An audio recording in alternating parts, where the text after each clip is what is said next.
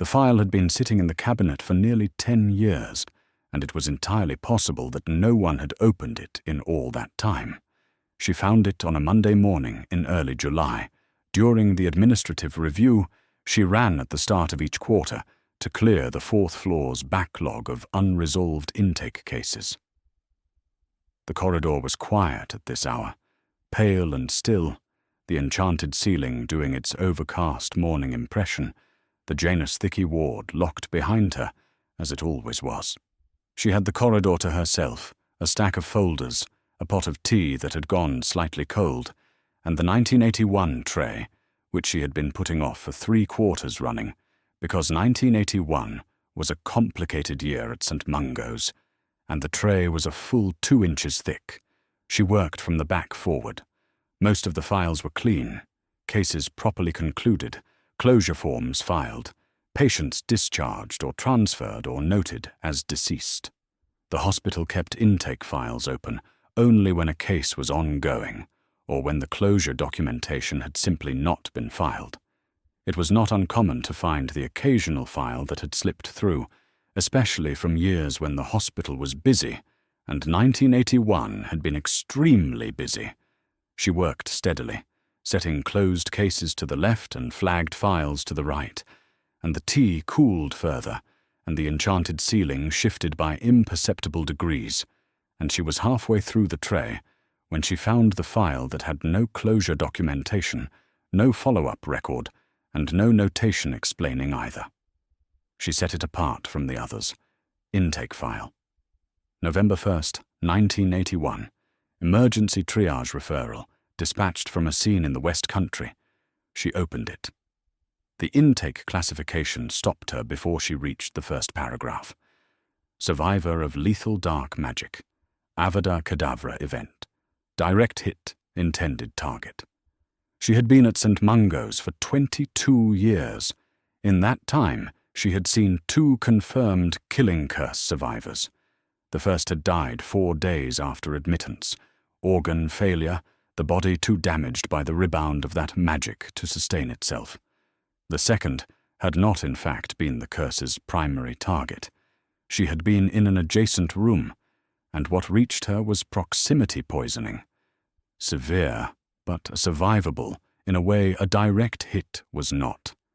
She had never seen a case where the intended target survived. She read the next line. Age of patient, approximately 15 months. She put the file down. She picked it back up. She read the line a second time, because sometimes you misread when your eyes were tired or the light was bad, and the light was fine, and her eyes were not tired. The line still said 15 months. She kept reading. Presenting injury. Single laceration, lightning bolt-shaped, frontal region of forehead, approximately 3 centimeters in length. Clean edges, consistent with magical origin, no tissue tearing, no bruising typical of physical impact. Significant magical residue throughout the patient, concentrated at the wound site. Residue classification, unknown. Not matched to any registered dark magic signature in the hospital's reference charts at date of intake. At date of intake, November 1st, 1981. She knew, with a layperson's knowledge of recent wizarding history, rather than a medical one, what had happened on October 31st into November 1st of that year. Everyone did. The celebration had been audible even in the hospital.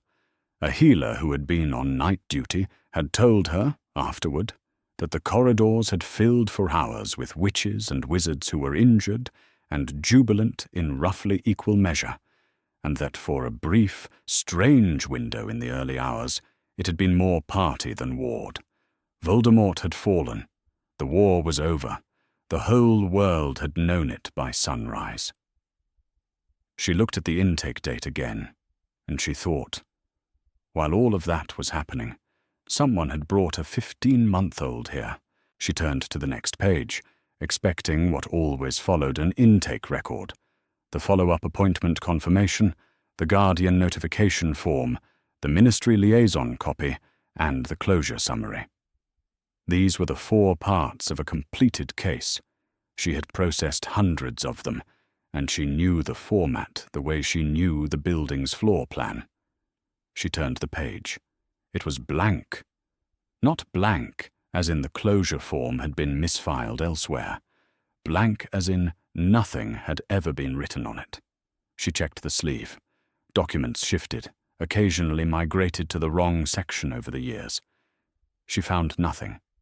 The intake record for November 1st, 1981 ended there, in the middle of a notation about magical residue, with no follow-up appointment, no guardian notification, no closure of any kind.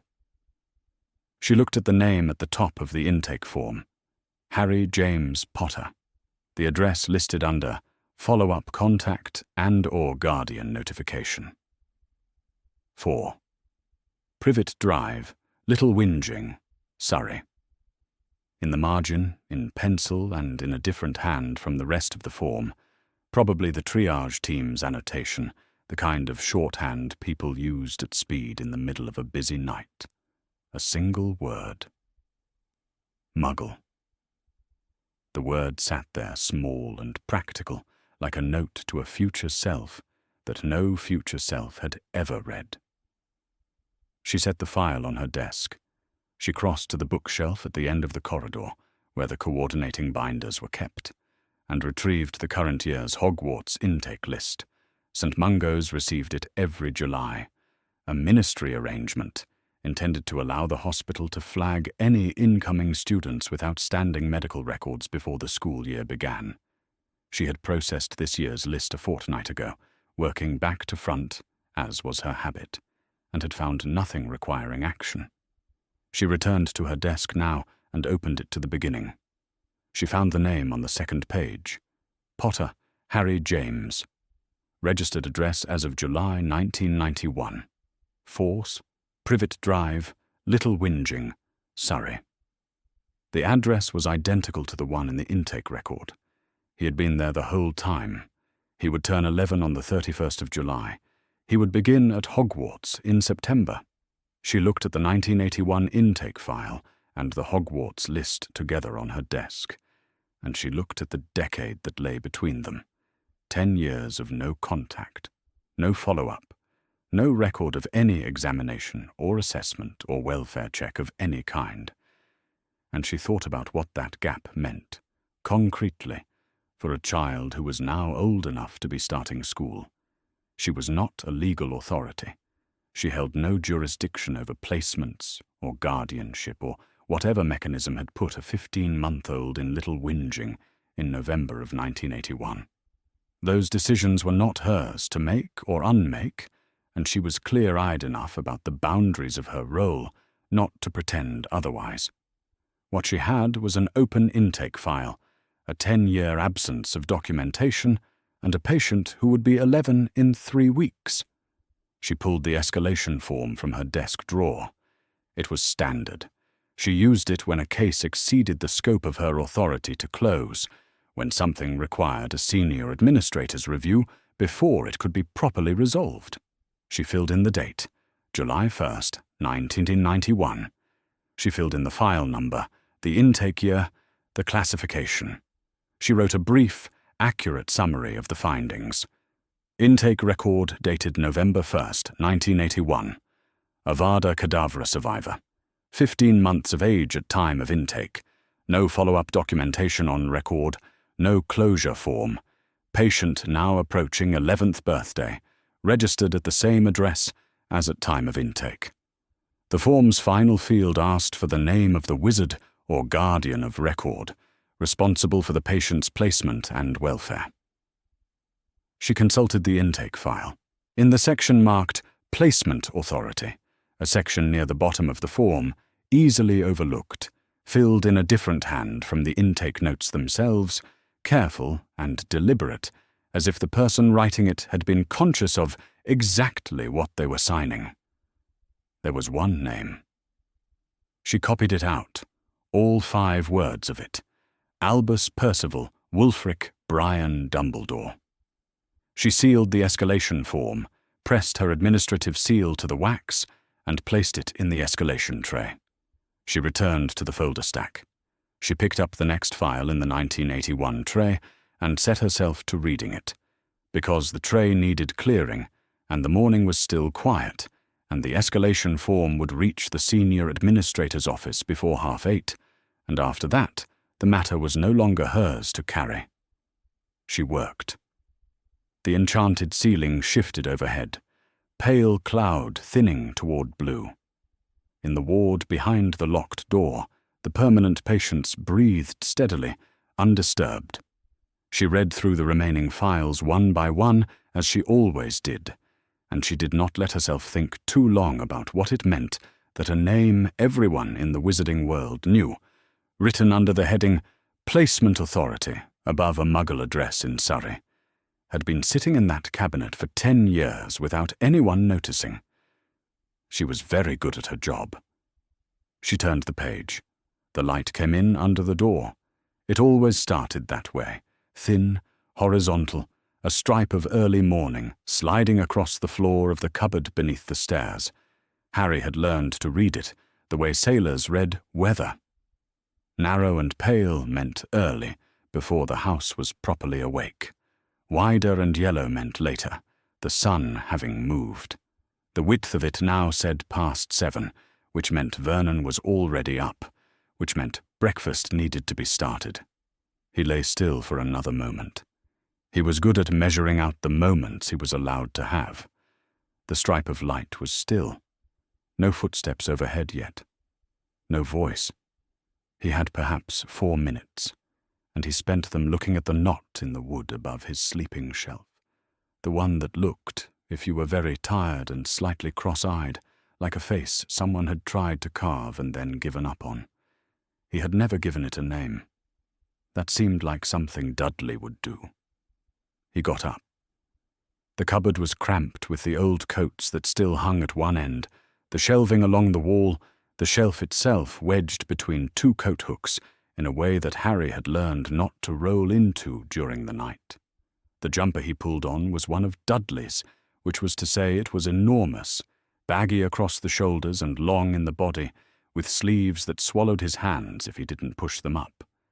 His cousin was, in Vernon's proud phrase, big for his age, which meant that Dudley's cast-offs were more like tents. Harry pushed the sleeves to his elbows, felt around in the dark for his trainers, and went to make breakfast. The kitchen was filling with the particular warmth of a July morning, sunlight coming in flat and yellow through the window over the sink.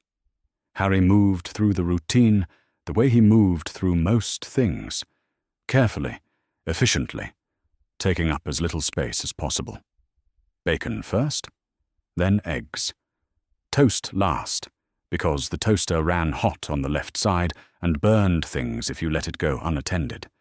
He had learned the toaster the same way he had learned most things in the house, through observation and the specific consequences of getting it wrong.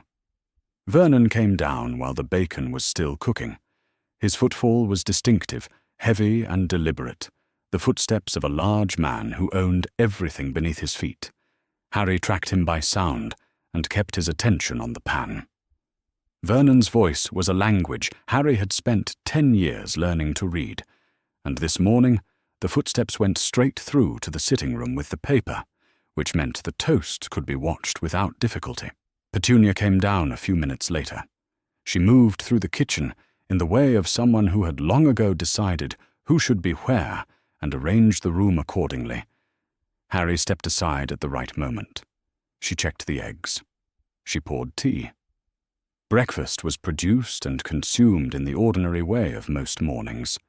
He washed up the pan when Dudley came down, because Dudley's arrival at the table was the reliable signal that Harry's presence at it was no longer required. He dried his hands on the dish towel. He made himself scarce. The garden was his best option in summer mornings.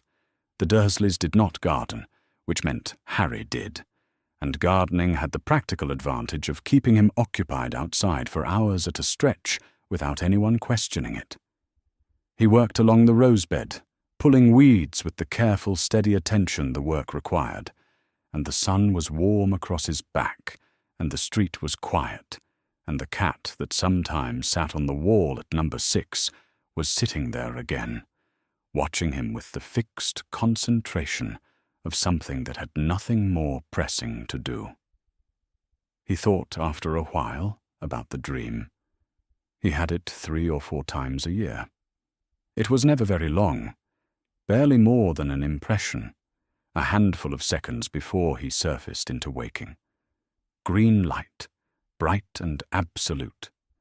And before the green light, a different kind of light, warm and low, like a lamp in a room he almost remembered being in. A voice, or the feeling of a voice. Not words exactly, but the specific quality of someone who was about to laugh, and green eyes, like his own. And then the green light, and nothing. He could never hold on to it. He always woke up with the sense of having lost something he hadn't known he was carrying. He had asked about his parents once, when he was 7. Petunia said they died in a car crash. She said it in the voice that closed the subject, and the expression on her face meant the subject should not have been raised at all. He had not asked again. He had learned to keep that question folded away in the same place he kept everything else that was only his. He was working along the 3rd stretch of the rose bed, hands dark with soil, when the doorbell rang. He did not look up immediately. A doorbell at Privet Drive meant someone for Vernon or Petunia, which meant it had nothing to do with him. He worked at a deep-rooted weed, trying to get his fingers underneath it without breaking the root. The bell rang a 2nd time. He heard the front door open.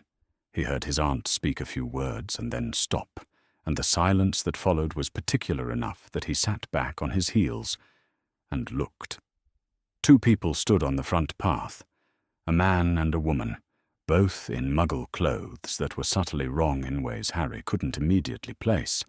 The man's jacket was a good cut, but a colour entirely out of place, a deep plum that had nothing to do with a summer Monday morning in Surrey, and the woman had on a hat of the kind Harry had only ever seen in old photographs. They stood very still, the particular stillness of people who were accustomed to being looked at, formal without being stiff. They both had their attention on Petunia. The woman was holding a document. Harry could see the seal on it from here. He wiped his hands on his jeans. He was not sure why he stood up. He just did. Petunia looked over her shoulder and found him in the garden, and her face did something complicated that he did not have a name for. Then she said, to the 2 strangers rather than to him, in a voice that was very carefully flat, "That's him." Harry walked to the garden gate. The man spoke first. He had the measured, unhurried voice of someone who had explained difficult things before and knew how to pace them. He said Harry's full name, Harry James Potter, and he said that they were from the Ministry of Magic, and that he shouldn't be alarmed, and that they had come today because a hospital had a file with his name on it. The file had recently been reviewed. The hospital had concerns about his welfare. Harry heard the word welfare and turned it over quietly, the way he did with words he was not certain of.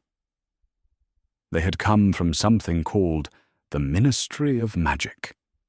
He filed that away, alongside hospital and file with his name on it, and concerns about his welfare. These 2 people were not police. They had said ministry, which was a different word, one he did not know. The wrong clothes seemed related to it somehow. The woman said, gently, that a formal proceeding had been initiated in his name. She said it in the careful voice adults used when they were trying not to frighten you, which in Harry's experience generally meant you probably should be at least a little frightened. "What sort of proceeding?" he said. She exchanged a look with the man. The man said that there would be more explained at the hospital, that it was better to go through it there, properly, with the right people present. He said they had been sent specifically to bring Harry in. Not as pressure, not as any kind of trouble, but it was important, and they hoped he would come with them. Harry looked at Petunia. She was standing in the doorway with the expression of someone who had been handed a letter they had always hoped would be lost in the post. She did not look at him. Her hands were folded very precisely in front of her. "What hospital?" Harry said. "St. Mungo's Hospital for Magical Maladies and Injuries," the man said. Harry did not know what that was. He knew the word magical in the abstract, the way you knew a word that adults had always told you described things that did not exist. He looked at the two strangers. He looked at the sealed document. He looked at Petunia, still looking at her own hands. He was 10 years old. He had a weed half pulled in the garden behind him. He did not understand what was happening, but he had learned, across 10 years of not understanding a number of things, that the understanding generally came eventually if you went along carefully and kept your eyes open. "All right," he said. He went inside and got his other pair of trainers. On the way back through the hall, he stopped for a moment outside the cupboard door, just for a moment, without any particular reason for it. And then he went back out to the front path, and he went with them. The owl arrived before breakfast. Dumbledore had been awake for some time already. He rarely slept past 4, and the habit was too old to break now. He had been standing at the tall window of his office, looking out over the Hogwarts grounds, when the bird came in, a ministry owl, brown and businesslike, carrying the sort of sealed document he recognized by its size and weight before he even reached for it. He thanked the owl. He offered it a treat from the dish he kept for exactly this purpose on the corner of his desk. He carried the document to his chair, sat down, and broke the seal. He read it twice. The language was formal, which was how he knew it was serious. Bureaucratic formality in Wizarding Britain was proportional to the severity of what it was asked to contain. The document named him in full: Albus Percival Wulfric Brian Dumbledore, headmaster of Hogwarts School of Witchcraft and Wizardry, chief warlock of the Wizengamot. It named him as the Wizard of Record who, on November 1st, 1981, had placed the minor Hoary James Potter, born July 31st, 1980, at the Muggle address of 4 Privet Drive, Little Whinging, Surrey, without notification to any wizarding medical or legal authority. It noted that St. Mungo's Hospital had reviewed an open intake file from that same date and found no follow-up documentation across 10 years. It required his appearance before the Wizengamot in a preliminary hearing to respond to an emergency custody order. He set the document on his desk and looked at it. He was approximately 110 years old. He had made a great many decisions in a century of making them, and he had lived long enough to know that the ones that seemed most clearly right at the time were sometimes the ones that required the most careful examination afterward. He had known, when he placed Harry at Privet Drive, exactly what he was doing. He had not been blind, and he had not been careless. Minerva McGonagall had stood in the dark outside number 4 that November night, and told him what the Dursleys were. The worst sort of muggles, she had said, and she had been precise about it, and she had told him the child would be teased and bullied, and grow up not knowing who or what he was. He had listened to every word. And then he had said, with full consciousness of what it meant, "It's the best place for him." He had meant it. He had meant it in the years since, each time the thought surfaced for examination. The blood protection was not a comfortable magic. It was not a gentle one. It was the only protection in his knowledge that could not be countered by Voldemort's servants, because it was built from something that could not be replicated by force. From Lily Potter's choice to die for her child, sealed into the walls of that house by the acceptance of her blood relative and by the enchantments Dumbledore had placed there himself. As long as Harry could call Privet Drive home, Voldemort could not touch him. The price of that protection had been paid on the boy's behalf, and Dumbledore had paid it because Voldemort was not finished. He had known that in 1981. He knew it still. He looked at the Wizengamot seal. He thought, I did not believe anyone would look at the file. It was an honest thought, and it was not a comfortable one. The door of his office opened. McGonagall never knocked when she had something urgent to say. She had been deputy headmistress long enough to have earned the dispensation, and in any case the portrait of Phineas Nigellus, who made it his particular business to observe Dumbledore's expressions and report on them to anyone he judged interested, had almost certainly done exactly that. She stood in the doorway for a moment, reading him the way she always had, from some combination of his posture, the set of his hands, and whatever his face did in moments he was not performing composure. And then she came inside and closed the door. She was 55, and she looked as she always had, dark hair in its severe bun, square spectacles, green robes, the expression of contained and exacting attention that she had worn since he had first known her as a student. She was not a person who wore her feelings where they could be easily seen. Neither was he.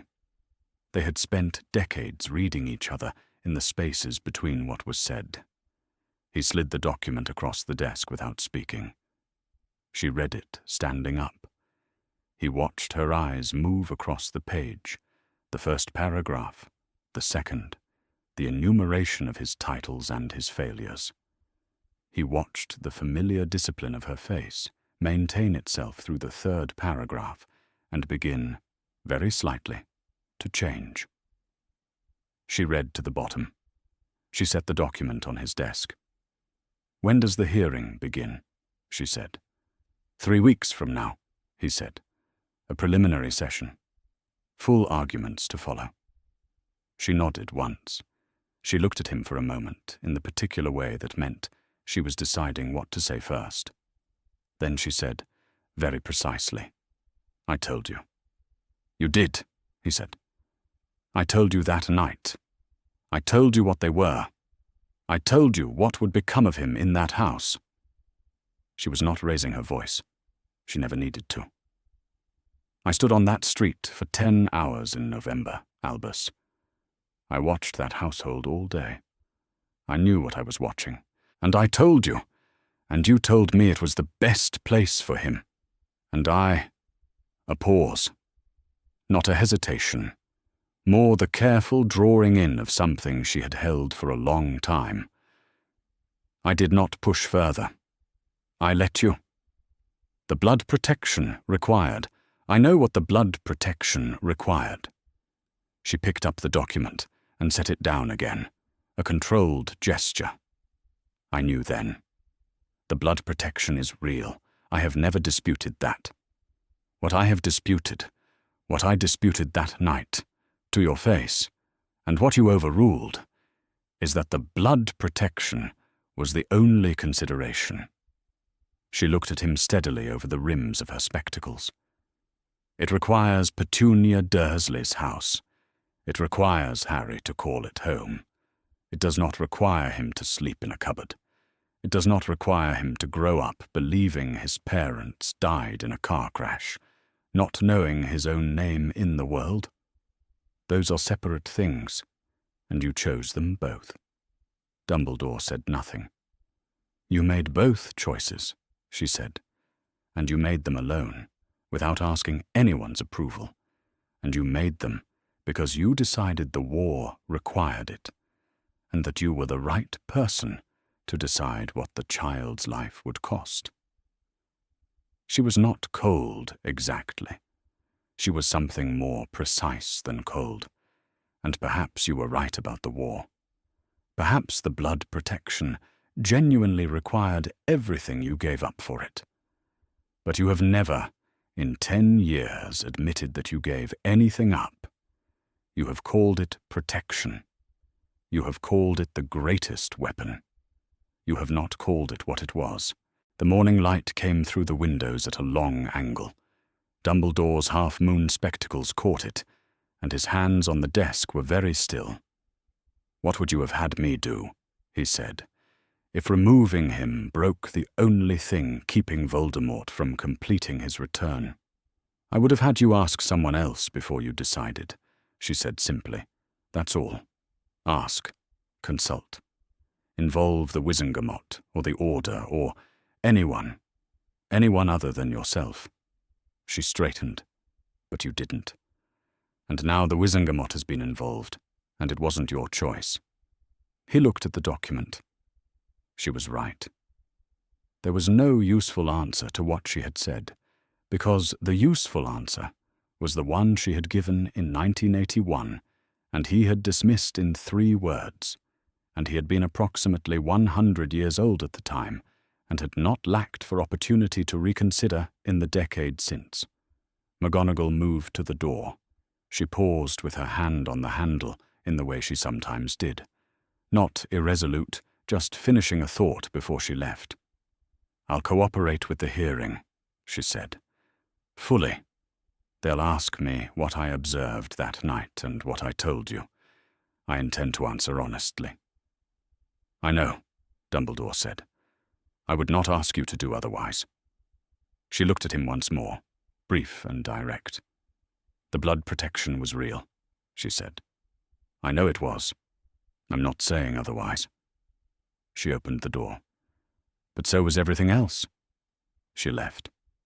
The door closed, quietly, precisely, the way McGonagall did most things, and Dumbledore sat alone in his office in the early morning with the Wizengamot document on the desk in front of him.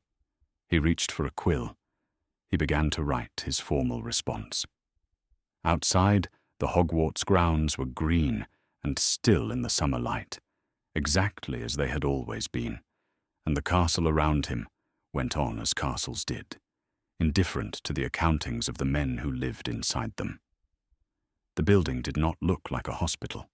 It looked like a shop that had been shut for a long time, frontage boarded, windows dark behind the boards, a sign above in peeling letters that read, "Purge and Douse, Ltd., the kind of sign that implied there had once been customers, and now there were not.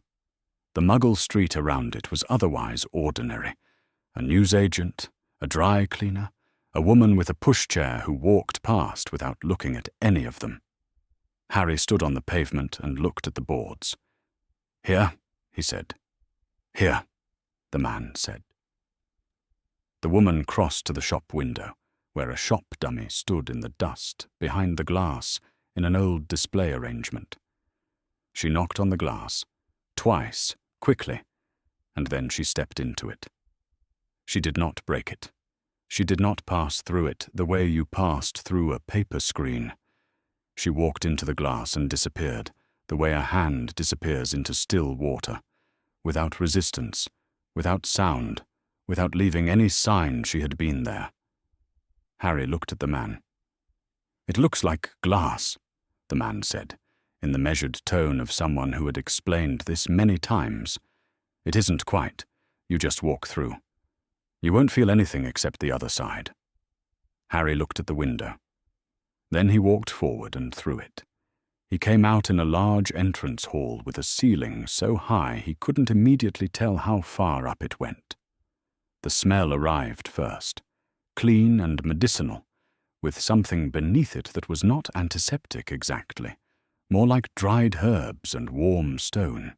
Healers in lime-green robes moved briskly between the reception desk and the back corridors. There were benches along the walls, most of them occupied. A man at the far end had ears emitting faint silver sparks. A woman near the door appeared to have something growing out of her left forearm that she was trying to keep under her sleeve. A small girl sat very still next to an older witch, holding a book that was hovering 6 inches off her lap without her apparently noticing. Harry looked straight ahead. On the wall to his left, a painted floor guide read, "Welcome to Mungo's Hospital for Magical Maladies and Injuries. Ground floor, artifact accidents, cauldron explosions, wand backfiring, broom crashes, etc. First floor, creature-induced injuries, bites, stings, burns, embedded spines, etc. Die Llewellyn ward, Second floor, magical bugs, contagious maladies, e.g. dragon pox, vanishing sickness, scrofungulus. Third floor, potion and plant poisoning, rashes, regurgitation, uncontrollable giggling, etc. Fourth floor, spell damage, unliftable jinxes, hexes, incorrectly applied charms, etc. Janus Thicky ward. Fifth floor, visitors' tea room and hospital shop. Harry read it slowly, then read it again. Most of it was beyond him. Dragon pox, vanishing sickness, scrofungulus.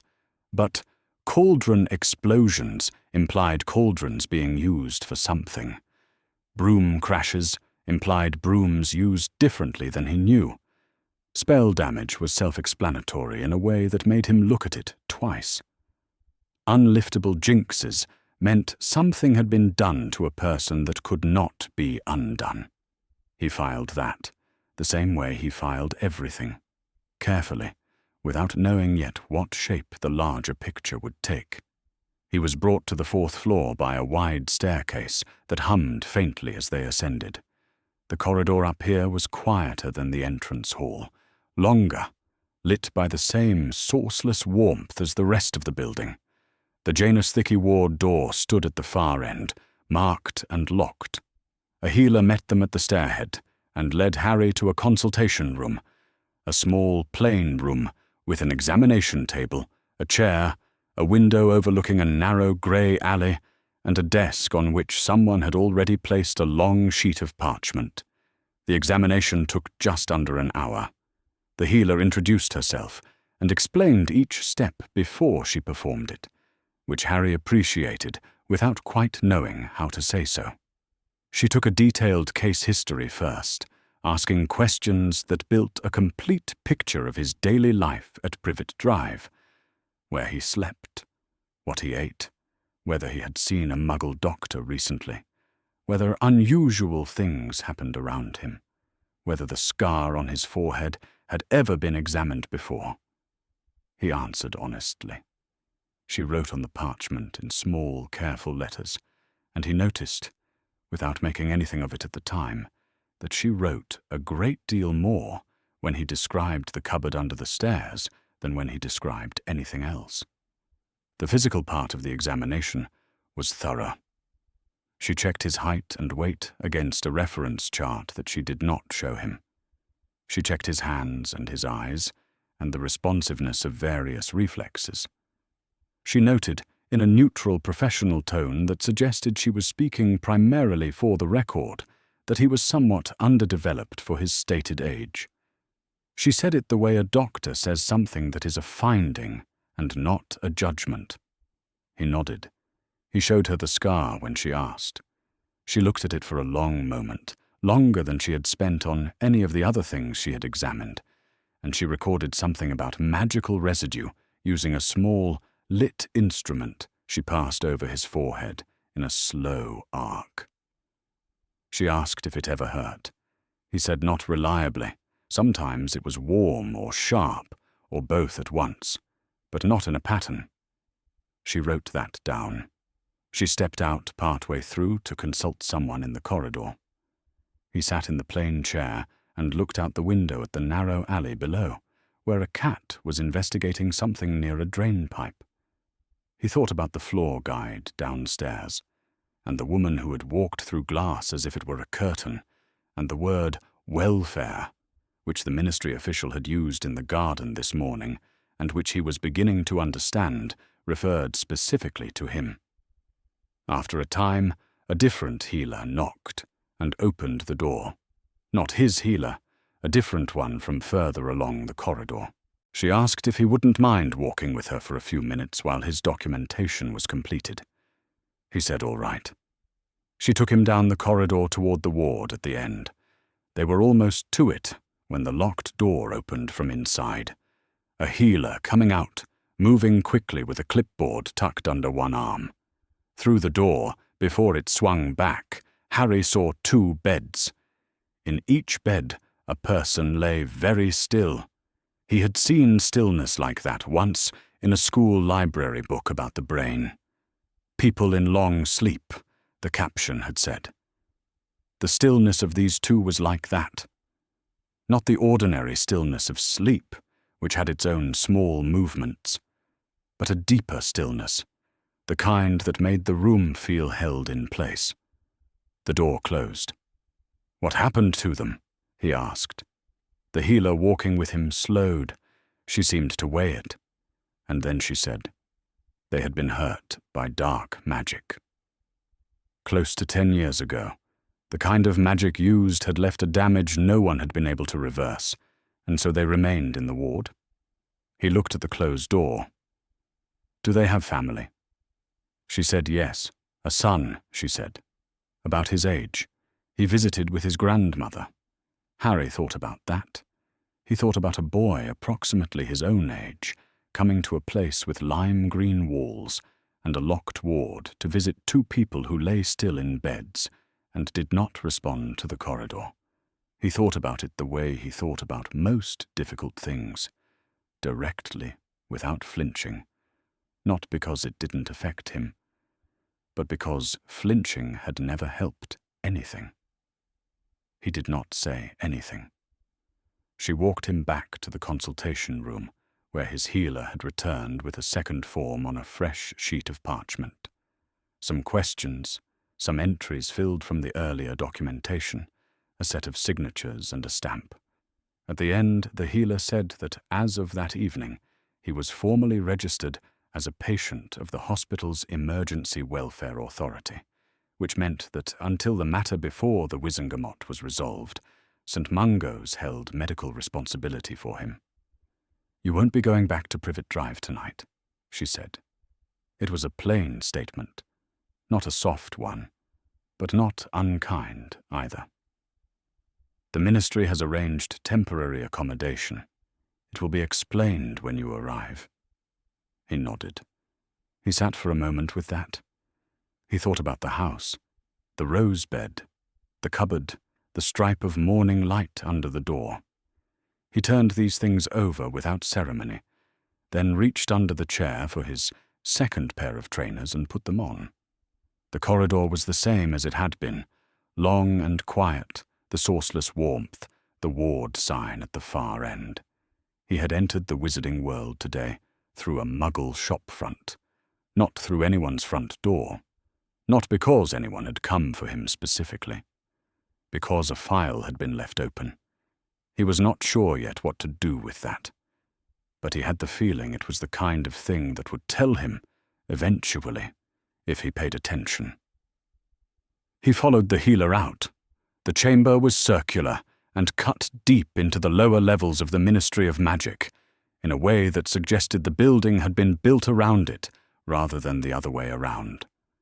The walls were stone, pale, dressed, smoothed by centuries, and the benches rose in tiered rows along the circumference until the upper tiers passed into a faint dimness the torchlight didn't quite reach. On those benches sat 50 witches and wizards in plum-coloured robes embroidered at the hem and collar with a silver W, and they arranged themselves as they always arranged themselves, by tenure, by weight of office, by the particular gravity that accumulated in people who had spent decades making decisions that other people had to live with. The light fell mostly on the well of the chamber. At the centre of the well stood the Respondent's position, a single chair, plain wood, facing the full assembly from below. Dumbledore sat in it. He had presided in this chamber as Chief Warlock for more years than most of its current members had been practicing magic. He knew its acoustics, its sight lines, the angle of the light at different hours. He had sat in the chair behind the principal bench and watched respondents occupy exactly this position. Some frightened, some defiant, some with the particular stillness of people who had decided in advance to accept whatever was coming. He had observed all of it from above, which was the only vantage from which he had ever seen it. He had never sat below. The Wizengamot's acting clerk read the charges without inflection, the appropriate register.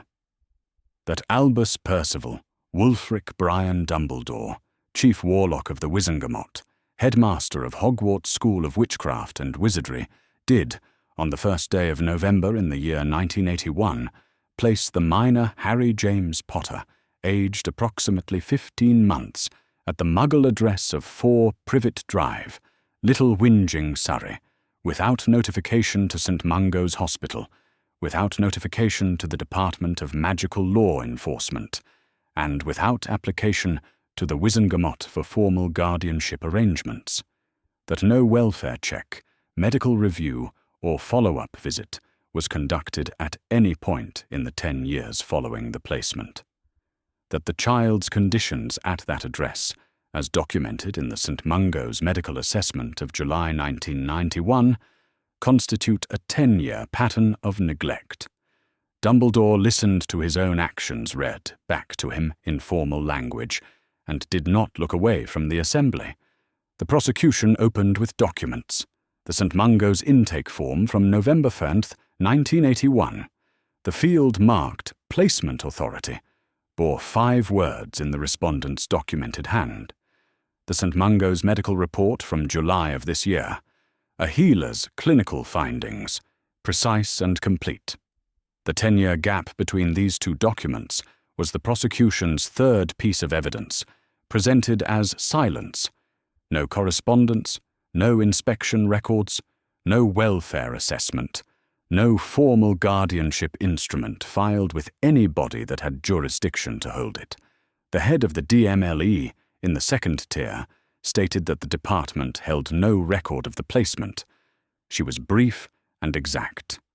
No notification had been received in 1981 or at any point since. No flag existed against the address. The absence was not a filing error.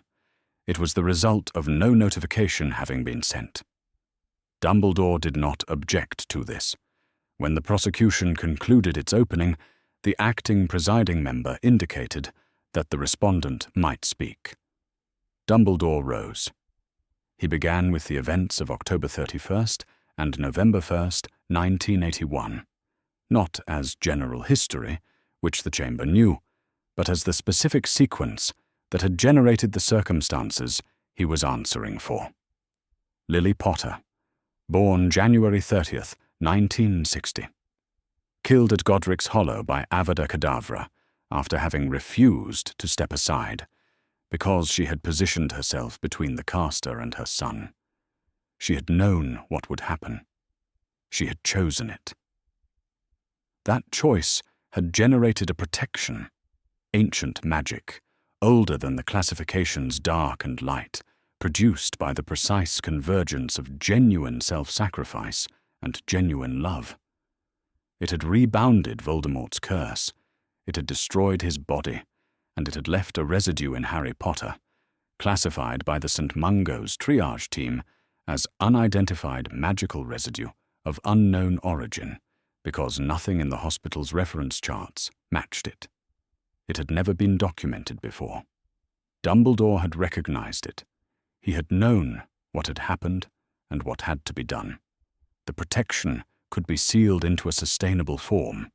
He had applied the bond of blood charm to the property at 4 Privet Drive, keying it to the voluntary acceptance of Lily Potter's nearest living blood relative, her sister, who had taken the child in.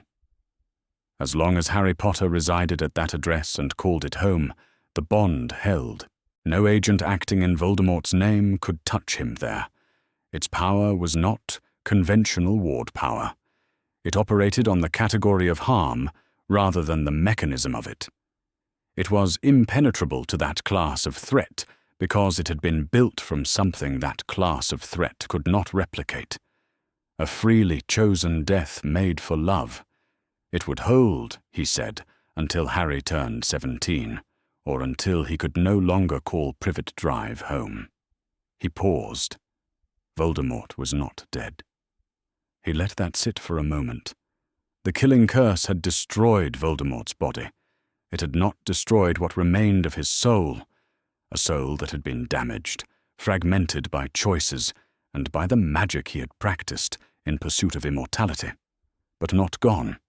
A diminished thing, a wraith, incapable of independent action. but existent. His servants were alive, some imprisoned, others freed on claims of coercion. His ideology had not died with his body. The war had ended because his power had broken, not because the source of it had been destroyed. He would return in some form. Dumbledore did not know when. Moving Harry Potter out of the protection, breaking the bond of blood by removing him permanently from Privet Drive, would end the enchantment completely and irreversibly. This was why he had placed the child at that address, and why he had not moved him. Not from indifference, not from any failure to understand what that household was, because in his judgment the alternative was worse. He sat. The prosecution's response was brief. The blood protection had been heard and entered into the record. Nothing disputed its existence. However, the respondent had offered a defense of the placement's location, not a defense of its conditions. The bond of blood required Harry Potter to reside at Privet Drive. It required his aunt to accept him. What it did not require was that the child sleep in a cupboard under the stairs, that he receive no medical examination in a decade, that no wizarding authority be made aware of his existence, that no formal guardianship be filed with anybody authorized to oversee it. These were not features of the enchantment.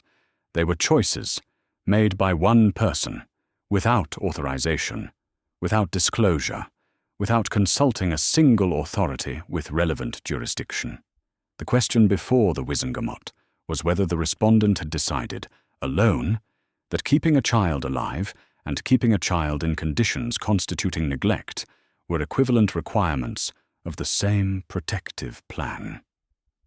Dumbledore did not rise. There was nothing to say that would answer that. He had known before he came in that there would not be. The argument was his, and he had made it, and the prosecution's counter was accurate, and the honest answer to the question the chamber had just framed was yes. He had decided that keeping a child alive and keeping him hidden and keeping him in conditions that constituted neglect were all requirements of the same plan, and he had decided it alone, and he had decided it without asking. He was still confident the magic was real. He was not, sitting in this chair, confident about the rest of it. The acting presiding member closed the preliminary session and referred the matter to full Wizengamot hearing. Witnesses were listed for the full session. Minerva McGonagall, Deputy Headmistress of Hogwarts School of Witchcraft and Wizardry, to testify as an eyewitness to the events of November 1st, 1981, and to the respondent's stated reasoning at the time of the placement. Dumbledore walked out of the chamber and through the corridor and into the atrium. He was tall, silver-haired, unhurried, carrying himself as he had always carried himself in consequential rooms, which was to say, with the ease of a man who had occupied many. He clasped his hands behind his back as he walked. His half-moon spectacles caught the torchlight. He was approximately 110 years old, and in a century of making arguments, he had rarely arrived at the end of one without a counter to whatever had been said in reply. He was arriving at that end now. His hands, clasped behind his back in the way they always were not as still as they usually were. She had prepared for this testimony without knowing she was preparing, which was perhaps why she was ready. The words she had said to Dumbledore on the night of November 1st, 1981, had not faded the way most things faded. They had stayed exact. She had returned to them so many times in the years since that they were worn smooth, like a stone that had not been eroded by returning, but simply confirmed. The surface unchanged, the shape precisely as she had left it. She knew exactly what she had said.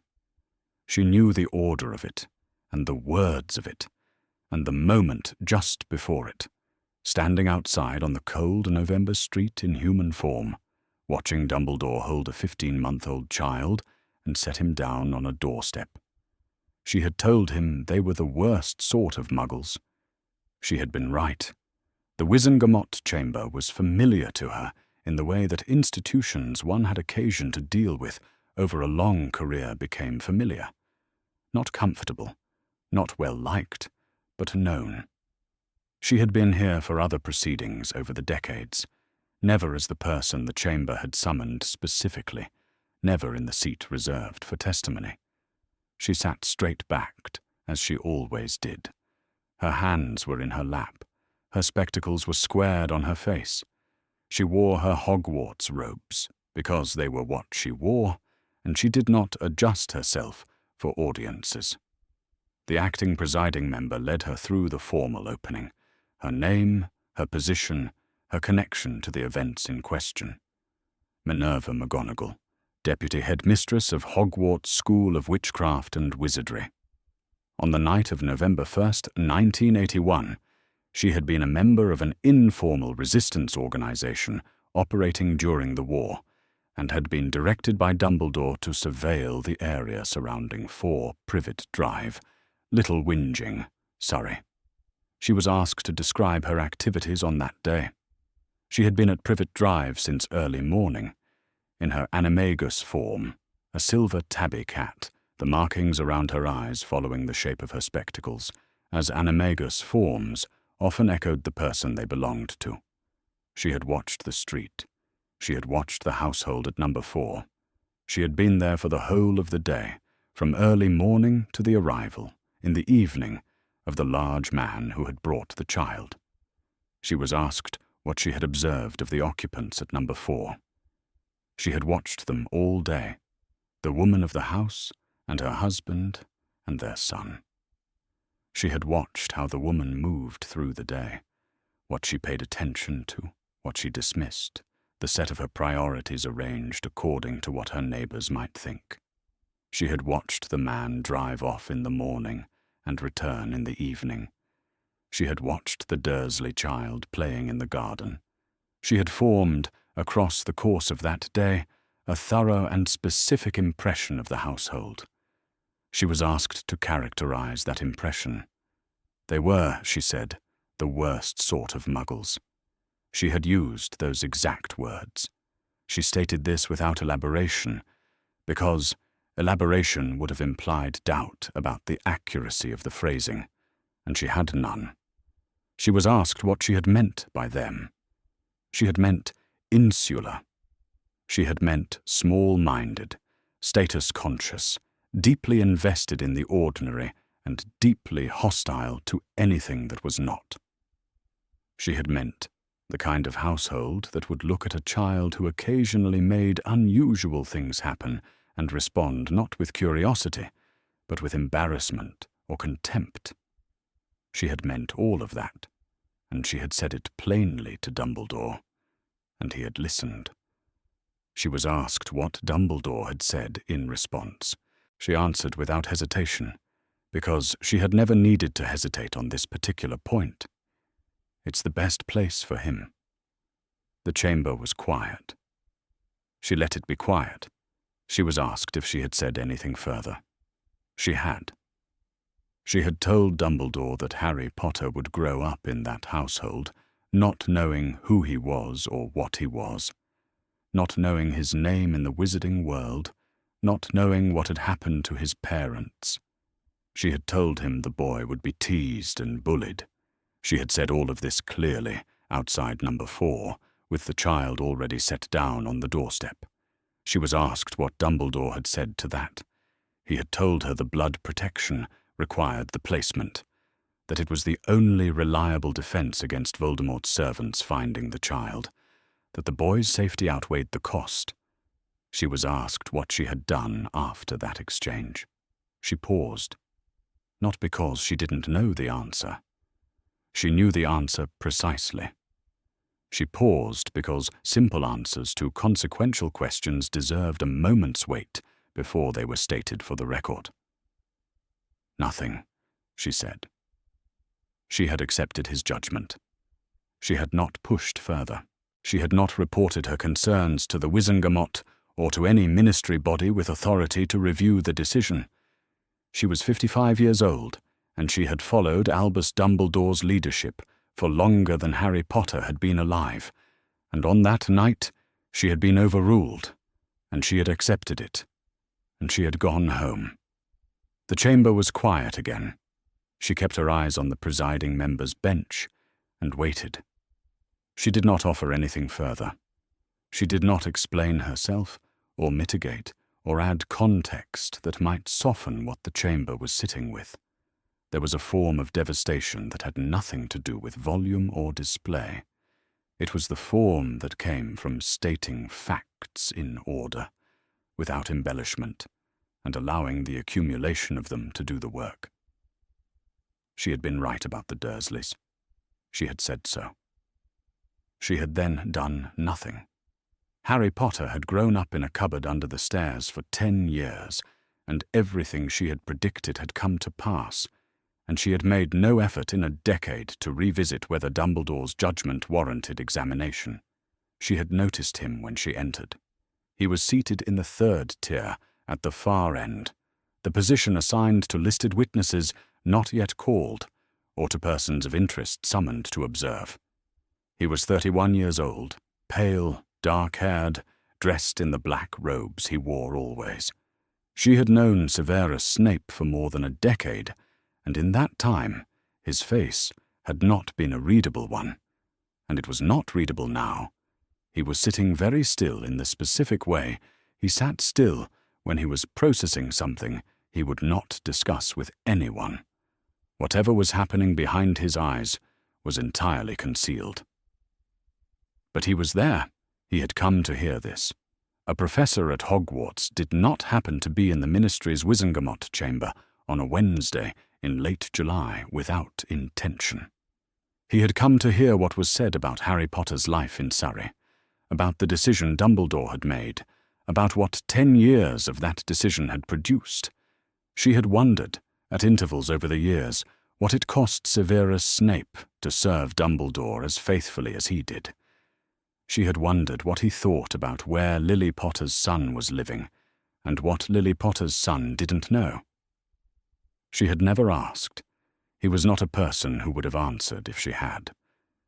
The presiding member thanked her, and indicated she was released. She rose. She walked to the door. The aisle ran past the 3rd tier. She kept her pace steady and her head level. He did not look up as she passed. She did not slow down. They were two people who had separately watched what was happening, and separately said nothing, and separately continued as if their inaction were not a choice they had made, but a position they had found themselves in, and neither of them had the kind of honesty with themselves that would have required them to name the distinction. She did not speak to him. He did not speak to her. The chamber door closed behind her. She stood in the corridor for a moment, not because she needed to gather herself, or not entirely, but because the transition from a room where something important had just been said to a corridor that didn't know it required a moment of adjustment. She had done what she came to do. She had said exactly what she knew.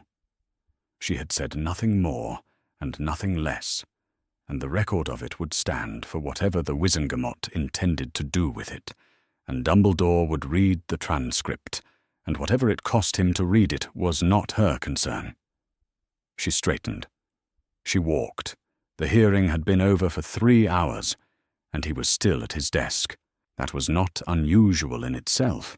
He worked late, often later than this, and the desk was the center of his professional world, the place where he annotated, revised, documented, kept the precise running record of his work that he had kept since he was a student, and had understood, early, that what was not written down could be denied. The potions log in front of him was open to a blank page. The quill was dry. He had not written anything since he sat down and opened it and looked at the page and found that he had nothing to put on it. He was 31 years old. He had been potions master at Hogwarts since 1981, when Dumbledore had offered him the position and the reason to take it. He had been in this office for 10 years, done this work, kept this faith, served this purpose for 10 years.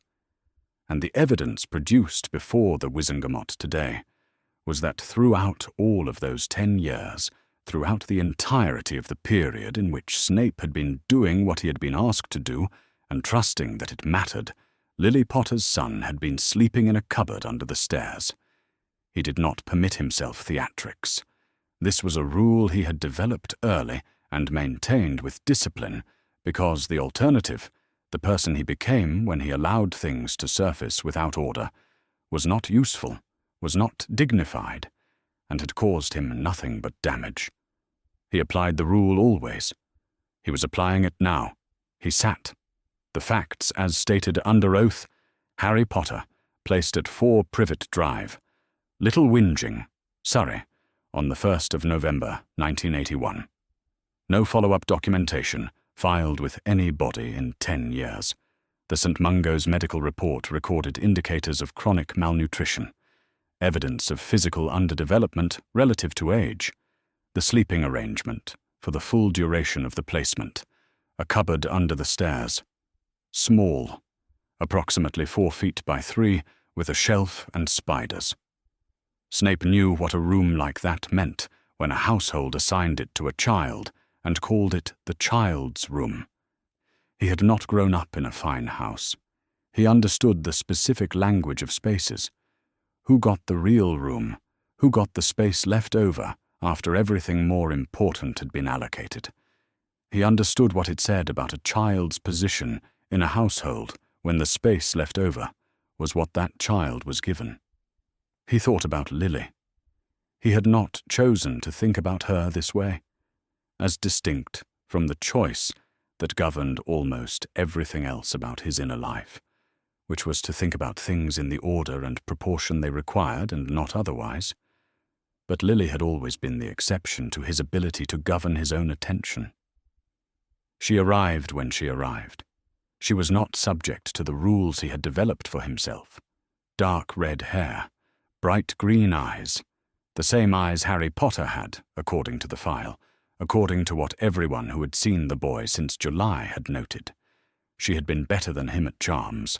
She had matched him in potions, which was more than almost anyone he had known could claim, because he had been very good at potions even at 11, and she had met him there at 11, and stayed there across 6 years without effort, the way things came to her. Not without work, but without the grinding necessity it cost other people. She had been kind in a way that was not performance. She had been his closest friend for most of the years he had been capable of having one.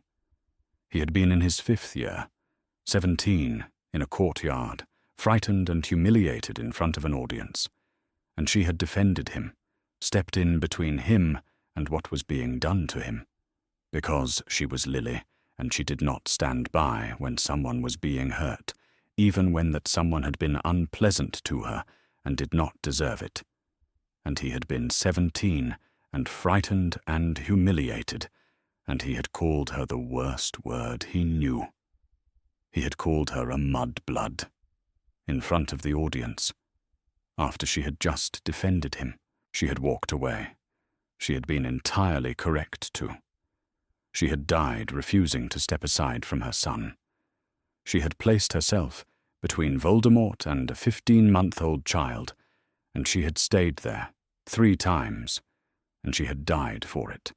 And what Dumbledore called love-based ancient magic, and what the Wizengamot now called the bond of blood, Snape had simply called Lily for 10 years, alone, in the way you named the fixed points that your life arranged itself around, whether you intended it or not.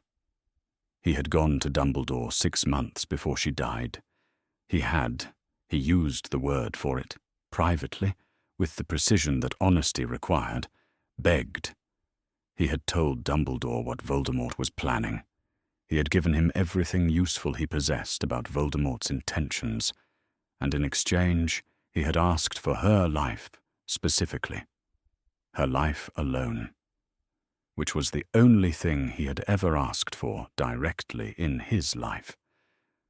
He had asked because she was Lily, and he had spent years in service of the cause that would kill her, and he could not fix what he had made of himself. But he could do this. She died anyway. He hadn't saved her. He had become Dumbledore's spy in full after that, which was another way of saying he had become Dumbledore's instrument. He did what was asked. He taught potions to students who never looked past his face, and he watched for signs of Voldemort's return. And he kept what he was told to keep, and gave what he was told to give. And he had trusted Dumbledore's management of all of it, including the child. He had assumed the child was safe the way Dumbledore always meant the word, protected from the specific threat that mattered, housed in a way that sustained the protection. He had not inquired further. He could have. He had known the address. He had known it was Lily's sister's household. Lily had spoken of her sister rarely, and with a particular flatness that communicated more than the words. And he had not looked because Dumbledore had said it was the best place, and he had understood the blood protection's logic well enough to believe the placement was necessary, and he had not asked what necessary required in practice. He thought about the word necessary. The medical report was in the Wizengamot's record now. It said chronic malnutrition. It said physical underdevelopment relative to age. It said, in clinical language, what 10 years of insufficient food and a sleeping shelf in a cupboard had done to Lily's son. And in the neighborhood, a small detail, a name in a ministry file. A squib had been placed by Dumbledore, specifically placed, specifically to watch the boy, to ensure that Voldemort's agents did not approach him. Watching, in other words, to prevent one class of harm, not the class of harm that had been occurring every day for 10 years inside the house itself. He picked up the quill. He put it down. He was 31 years old, and the thing sitting in the center of his chest was not grief, exactly. Grief was an old tenant. Familiar, he knew its particular weight. This was something that did not have a name yet, which was the specific sensation of having trusted the right argument in the service of the wrong picture. The blood protection was real. The threat was real. He had never doubted either. What he was required to hold now was that both had been true for 10 years, while Lily's son slept under the stairs, and that the man who had asked him to trust had known it and calculated it as acceptable, and had not told him, because telling him had not been necessary either. The potions log was still blank. He thought about what he would say when he was called.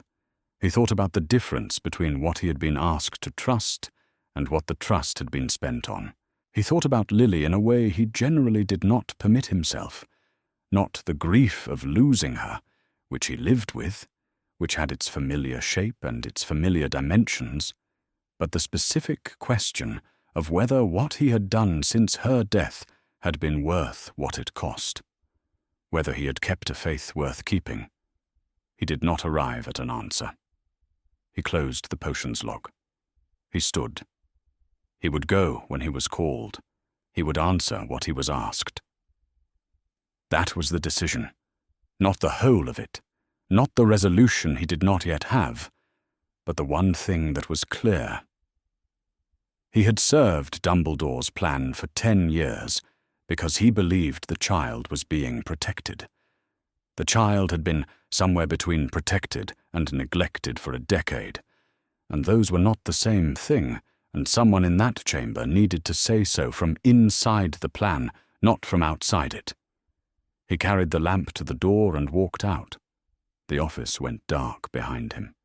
The castle was quiet, as it always was at this hour, stone and cold and the silence of a building too large to ever be fully occupied. And he walked through it without hurrying, because there was nowhere to go tonight, and the decision was made, and what came next would come when it came.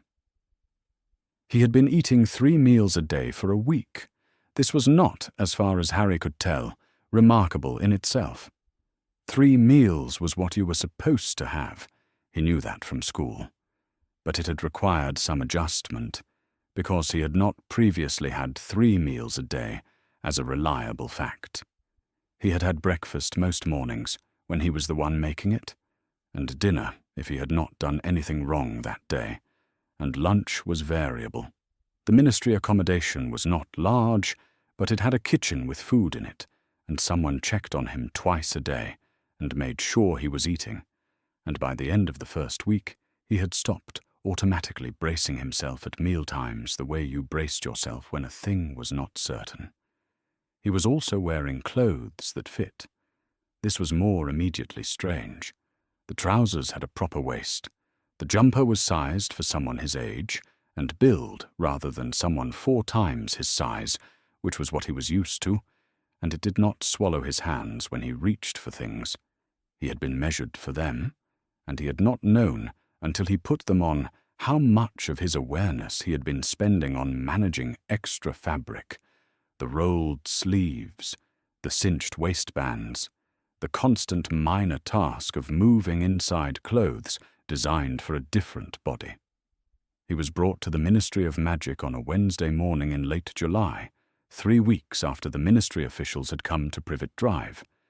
He knew some things now that he had not known before, that his parents had not died in a car crash, that there was a world he had always been told was not real, and it was the one he had actually been born into, and that a body called the Wizengamot had summoned him to answer questions about where he had spent the past 10 years. He knew what the Wizengamot was, in the way you knew something when it had been explained to you, and you had listened. A court, a parliament, 50 people with authority, the highest legal body in Wizarding Britain. He did not feel what this description probably should have produced in a 10-year-old.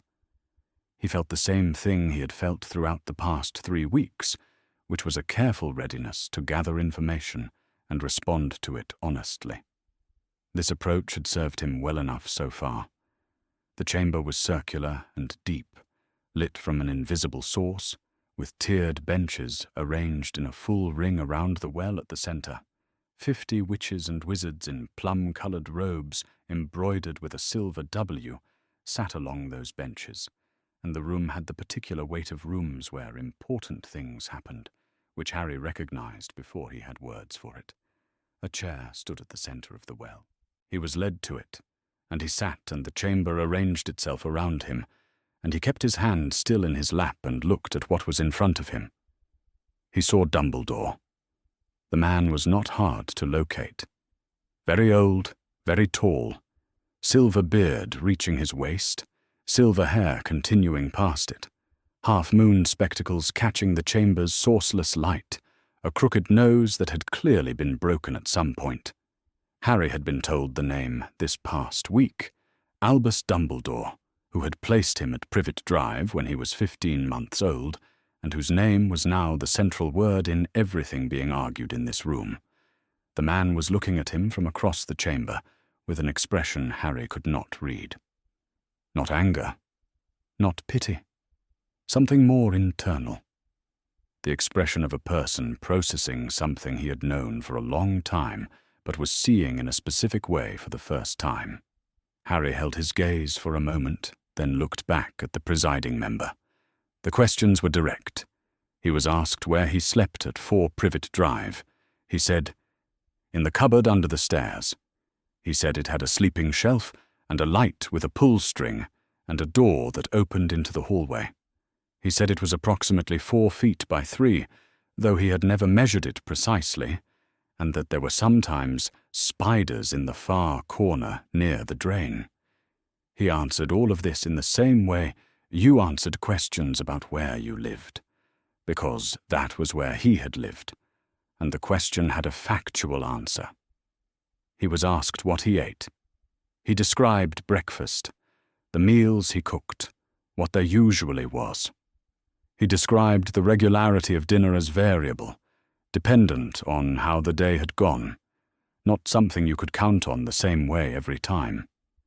He gave the answer as accurately as he could. He was trying to get the answers right, and not to add things that weren't asked. He was asked what he had been told about his parents.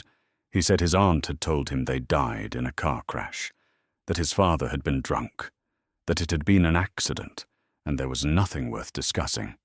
He had been told this when he was very young, and had understood, from the way it was said, and from the expression on his aunt's face when it was said, that he was not to ask again.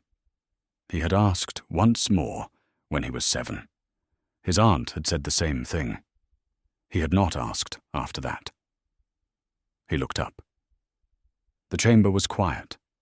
He was not sure exactly when it had become quiet. At some point during his answers, the room had changed, the way a room changed when people stopped shifting in their seats and stopped moving in the small ways people moved when they were only partly paying attention. He had answered every question honestly. He had checked each answer before giving it, to make sure it was accurate and not adjusted for any desired effect. Because they had asked him to be accurate, and he was trying. He did not understand why the answers he had given would produce this particular quality of stillness. He looked around the chamber at the 50 faces in plum robes. Some were blank in the careful way faces went blank when they did not want to be read. Some were not entirely blank. He noted this, and did not know what to do with it. He looked at Dumbledore. The old man had not moved in some time.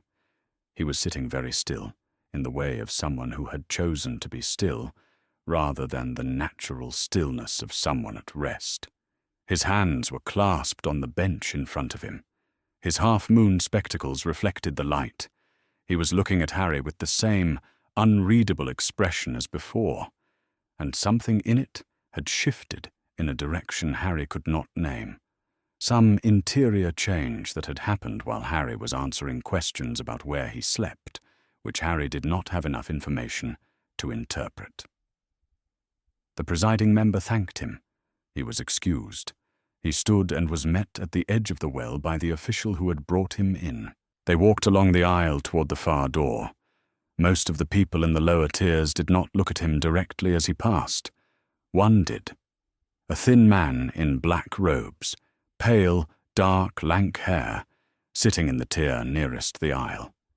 He was watching Harry with the expression of someone who had swallowed something that had disagreed with them severely, and was now managing the disagreement without any available outlet. Harry had seen that expression before on adults, but usually in response to something they had done or said, and Harry had not done or said anything he could identify as the cause. He held the man's gaze for a second, because looking away seemed ruder than looking, and then he was past and through the door and out. The corridor was wide and pale.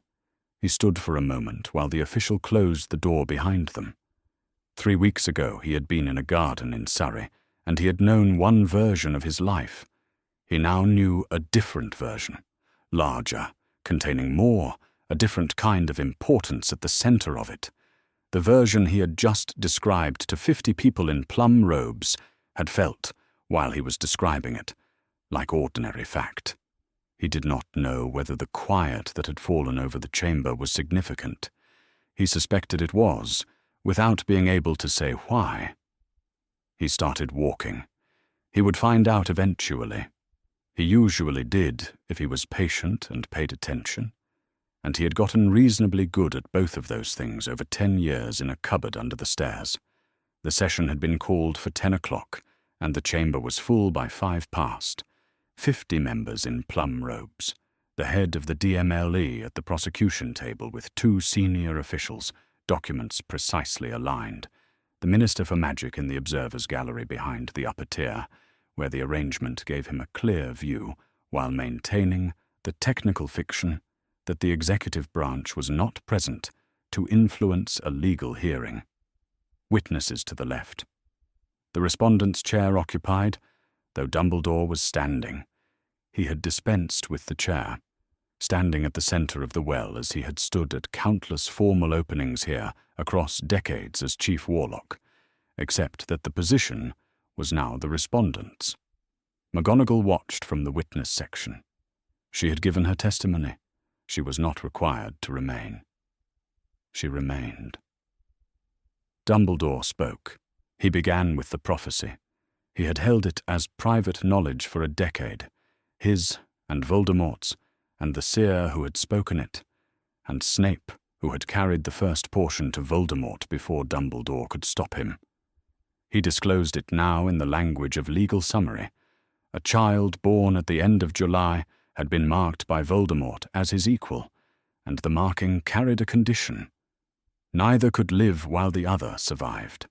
The war had paused because Voldemort's power was broken by the specific act of trying to kill that child. When he returned, Dumbledore used when, not if, only Harry Potter could face him in the way the magic required.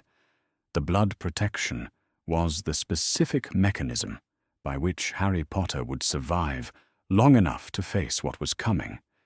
It was the only mechanism of its kind Dumbledore had been able to identify. He restated the bond of blood mechanics, the voluntary acceptance of Lily Potter's nearest living blood relative, the enchantments sealed to the property at Privet Drive. Duration: until Harry turned 17 or could no longer call that house home.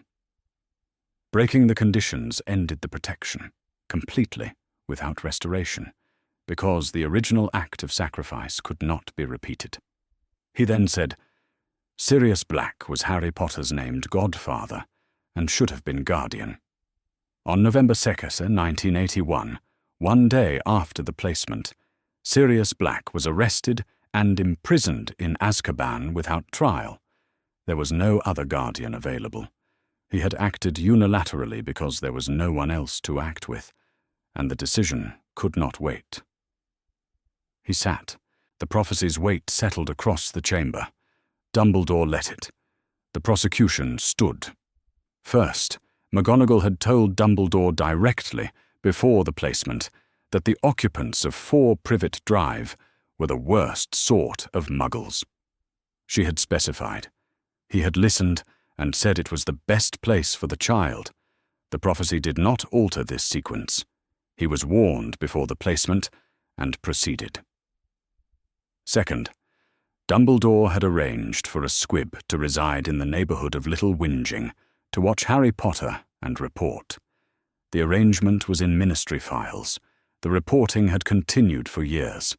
Dumbledore received information about Harry Potter's daily life regularly. He acted on none of it to improve conditions at the address. Third, the bond of blood required Harry to reside at Privet Drive with his aunt's acceptance. An address, a person. The enchantment was indifferent to everything else. It did not require the child to sleep in a cupboard, or receive inadequate food, or be told his parents died drunk in a car crash. Those conditions were not features of the protection. They were choices, made at the placement and sustained for 10 years. The prosecution sat. The chamber waited. Dumbledore rose. He answered the first 2 points with the prophecy's logic. He had been warned. He had weighed it against the requirements of keeping the child alive for the purpose he was alive for, and he had made his choice. The watching was protection, not indifference. The reports had not indicated an emergency. He made both arguments. He made them clearly. He could not answer the third point cleanly. The chamber knew it before he stood. When he reached it, the cadence of his response shifted, from the settled register of a man arguing a position to something quieter, the register of honest acknowledgement. He said he had known the conditions were not comfortable. He had believed they were survivable. He had believed survival to adulthood was the priority, and that the larger plan outweighed the specific cost. He was aware this was not a satisfying answer. He offered it because it was the honest one. He sat. The presiding member called Severus Snape. He came from the witness section and stood at the center of the well with the contained stillness of a person who had decided before standing exactly what he would say. He was 31 years old, and the attention of 50 people settling on him was not a thing he was comfortable with. But he had spent a decade being precisely who was required in rooms he had not chosen, and he applied that to this one. He was asked whether he had been aware that Harry Potter was placed with Muggle relatives on Dumbledore's authority. He said yes. He was asked whether he had been made aware of the conditions of that placement at the time it was made, or at any point in the following 10 years. He said no. He was asked whether he had, at any point, sought to obtain that information independently. A brief silence. He said no. He was asked, having now been made aware of the conditions, whether he had anything to add to the record. He was quiet for a moment, longer than the previous answers had required. Then he said, "Lily Potter died for her son. She placed herself between him and Avada Kedavra, and she stayed there, and she did not survive it. And what she generated by that act, the protection that was now the central legal and magical argument in this chamber, was built from that choice. Her son had spent the 10 years since her death in a cupboard under the stairs. He was 10 years old, and he had worn his cousin's cast-off clothes, and he had been told his parents died drunk in a car crash, and he had not been told otherwise by anyone with the authority and the knowledge to do so. He had answered the questions he was asked. He had no additional facts to contribute. He returned to the witness section without waiting to be thanked. The presiding member announced that the case was taken under deliberation. The chamber would reconvene in 3 days for judgment. The session closed with the formal words and the formal gestures, and people began to rise, and the chamber shifted from the density of formal argument to the lower pressure atmosphere of a room in which something has finished, and the people in it are beginning, privately, to process what it means. McGonagall did not rise immediately. She was watching Dumbledore collect his documents from the bench in front of him, aligning them, squaring the edges, performing the small ordered task of a person who needed something to do with his hands. He was approximately 110 years old. He had lived long enough to have made a great many consequential decisions, and to have been right about most of them, and to have built across that century a confidence in his own judgment that she had understood and relied on, and, on one particular night in November 1981, had deferred to when she should not have. She was 55. She had been wrong to stop at the words he gave her. She had said so under oath, and the record held it, and there was nothing more to do with it now, except wait for the judgment and see what the Wizengamot intended to build from the mess of it. Dumbledore looked up and found her across the chamber. They held each other's gaze for a moment, in the way they had held things between them since 1981. All the said and unsaid accumulated in the specific quality of that silence, the understanding that they were two people who had watched the same failure from different angles and had let it run, for different reasons, and were now standing on the other side of it without the option of returning. He looked back down at his documents. The chamber emptied. Neither of them moved quickly. The deliberation would take 3 days, and whatever the judgment said, the argument was complete, and the record would stand regardless. And the boy it was all about was somewhere in this building, 3 weeks into the first version of his life in which someone had given him clothes that fit. McGonagall stood. She walked out. The chamber door closed behind her without sound. She had not slept properly in 3 nights. This was not entirely unusual for her. She slept lightly at the best of times, had since she was young, a function of temperament rather than circumstance. But the past 3 nights had been a specific kind of not sleeping, where you lay in the dark and went through the arguments in order, and arrived at the same conclusions a dozen times, and then started over. She was 55 years old, and she was tired in a way that had nothing to do with sleep, and everything to do with having waited a long time for something to become correct that was now, this morning, becoming correct. She waited in the corridor outside the Wizengamot chamber. The hearing had been reconvened for 9 o'clock. It was now 20 minutes past. Through the chamber's outer doors, heavy, double, not fully closed, because the clerk had left them ajar when she went back inside, McGonagall could hear the session in the way you heard things through doors, present in texture and volume, but not yet in content. The presiding member's voice, the formal language of a judgment being read, the particular quality of a room that is listening with complete attention. She stood straight, as she always stood. Her hands were at her sides. She had worn her Hogwarts robes, the good set, the ones she kept for occasions that required her to be unambiguously herself, because she had found, across 55 years of being Minerva McGonagall, that the occasions which most required it were the ones most worth being unambiguous for. The presiding member's voice, through the door, became slightly clearer. She listened. The emergency custody order issued by St. Mungo's Hospital was upheld. Harry James Potter, born July 31st, 1980, could not continue under the arrangement that had prevailed for the past 10 years. Sole Muggle guardianship of a wizarding child, without notification to or oversight from any wizarding medical or legal authority. This arrangement had been found to constitute a failure of wizarding duty of care. The custody order stood. She had known it would. She had not understood, until she heard it read in formal language, precisely how it would feel, not satisfying exactly, not the clean resolution the word victory suggested, but something more like the end of a held breath. Something wrong for 10 years was being named in the only language with the authority to make the naming permanent. The presiding member continued. The blood protection argument advanced by the respondent was acknowledged as legally and magically valid.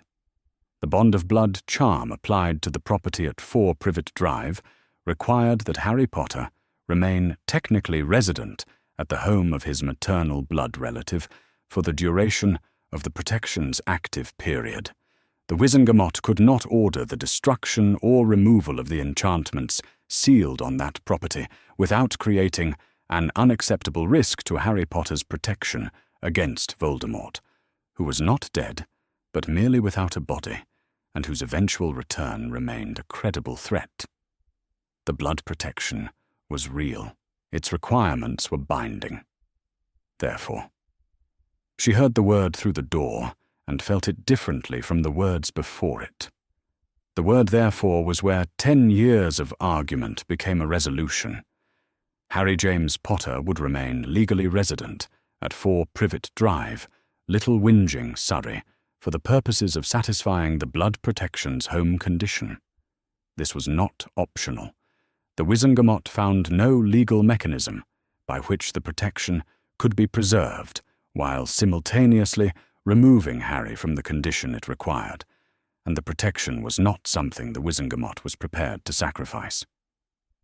However, Albus Percival, Wulfric. Brian Dumbledore's unilateral authority over Harry Potter's placement and welfare was terminated effective immediately. Harry Potter was placed under formal wizarding guardianship. The question of interim guardian was under separate deliberation to be decided within the week. Albus Dumbledore was formally censured by the Wizengamot for proceeding without formal approval, without notification to any authority with relevant jurisdiction, and without welfare oversight for the duration of the placement. His actions on November 1st, 1981, were entered into the official Wizengamot record as a sanctioned failure of his duty as a placement authority. He retained his positions as headmaster of Hogwarts School of Witchcraft and Wizardry and chief warlock of the Wizengamot. The chamber's outer doors opened. People came out in the way people came out of formal sessions, in the particular order of rank and involvement, not rushing, not dawdling, with the measured movement of people who were aware that how you left a room like this was itself being observed. McGonagall stood to the side to let them pass. She was watching the door. He came out near the end. He was tall, silver-haired, moving with the same upright, unhurried carriage he always moved with, and he did not look broken.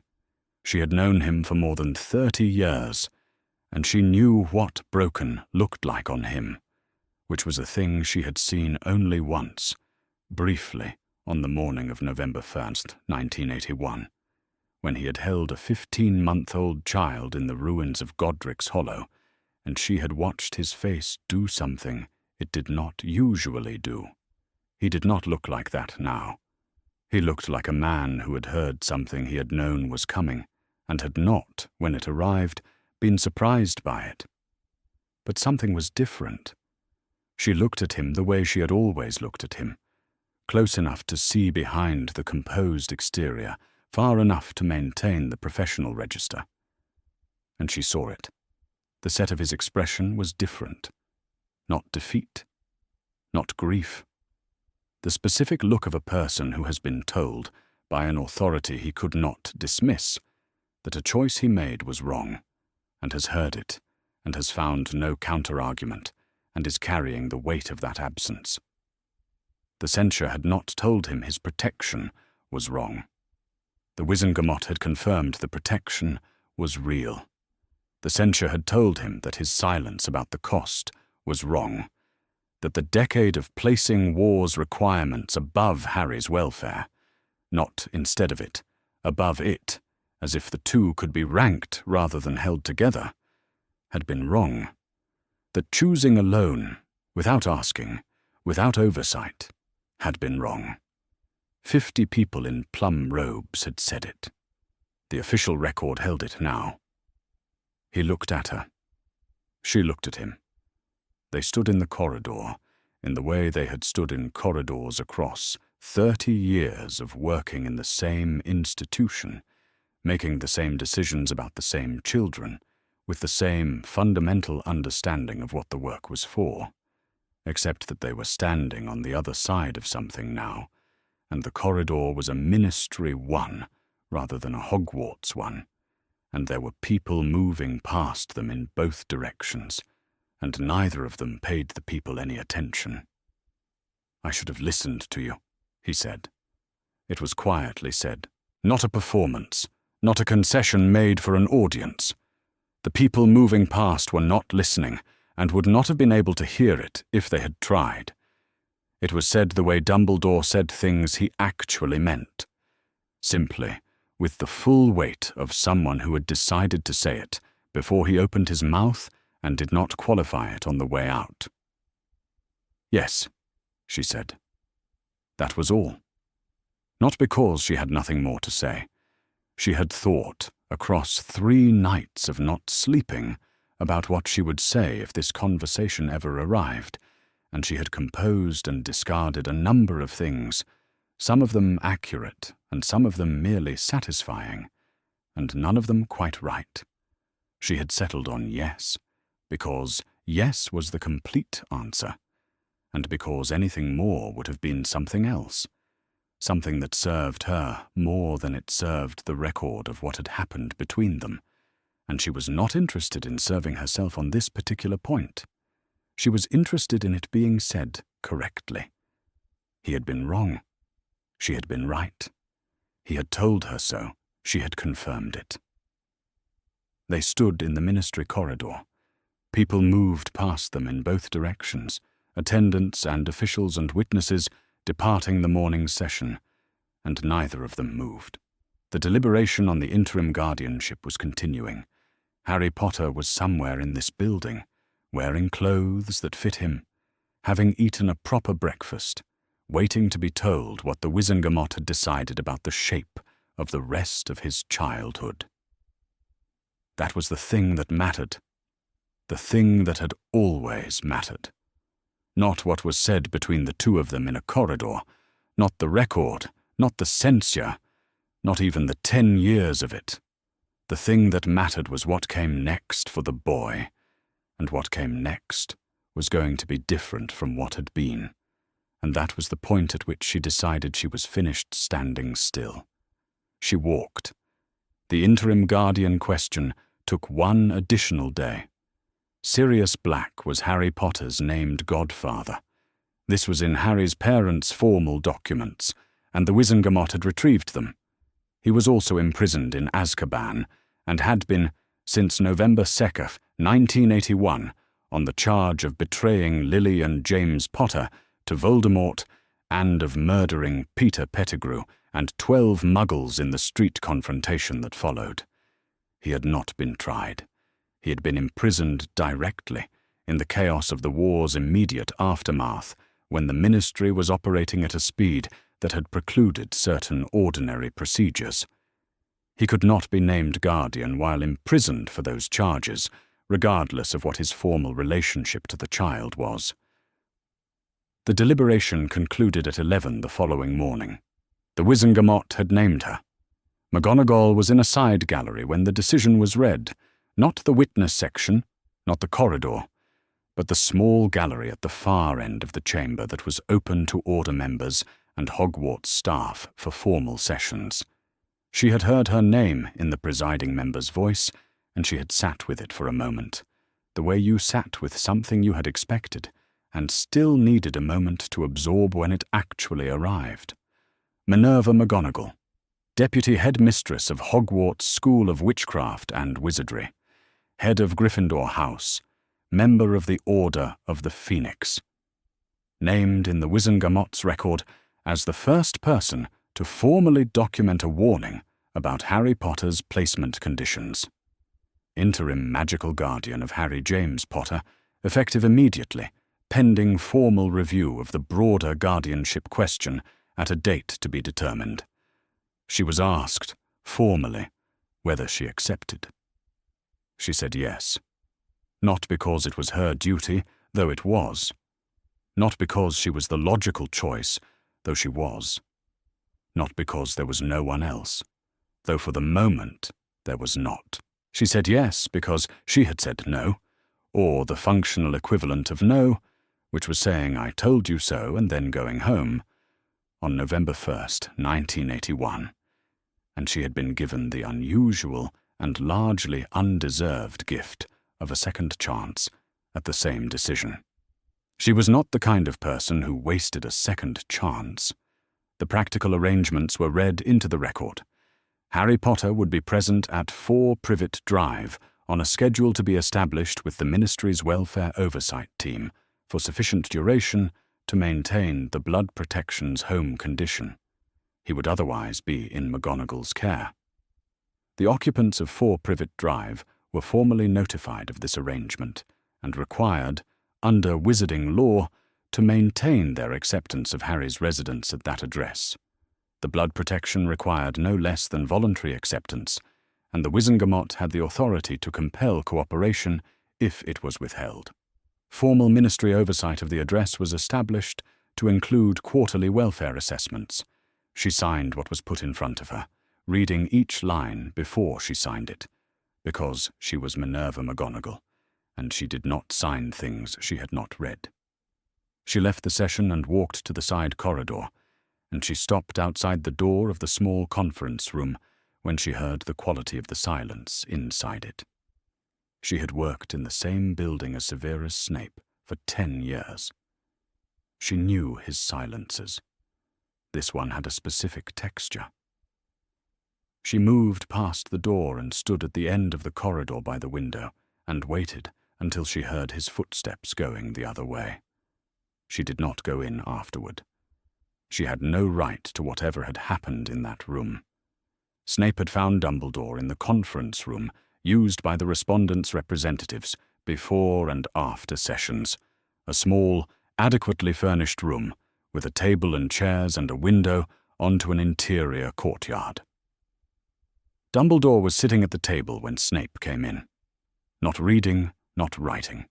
His hands were folded on the table in front of him, and he was sitting in the way of someone who has finished something large and has not yet found the shape of what comes after it. He looked up when the door opened.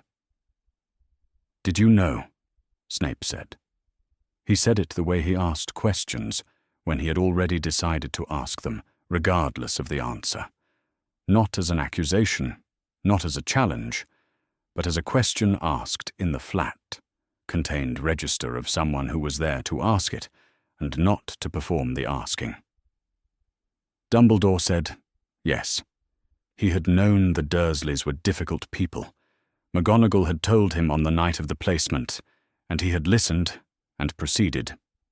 He had known, from the reports he received from the squib he had placed in the neighborhood, that the conditions were not comfortable. He had weighed that against the requirements of the protection, and he had chosen the protection. He had made that choice every year for 10 years. Snape was standing in the center of the room. He was very still in the specific way he was still when something was happening inside him that was not available for observation.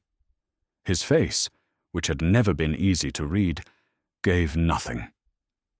Lily died for her son, he said. His voice was exactly as it always was, even, contained. The same register he used for a potions correction or a factual statement of a record. He said it in that register without adjustment, without the performance of emotion, because he had never performed anything about Lily, not once, in 20 years of having lost her. She put herself between him and Avada Kedavra, and she stayed there 3 times, and she died, and her son slept in a cupboard under the stairs for 10 years, and you knew. He looked at Dumbledore for a moment, not with hatred, not with grief that was visible on the surface, but with the look of someone who has arrived at a complete understanding of a thing and has nothing more to ask about it. The understanding was its own answer. He did not need anything from Dumbledore now, not an explanation, not an apology, not the assurance of good intentions that would have been entirely accurate and entirely irrelevant. He turned. He walked out. He closed the door behind him, and the latch clicked once, softly, because he had not slammed it. Dumbledore sat alone in the room with the quiet. McGonagall arrived at the ministry-approved accommodation at 4:15.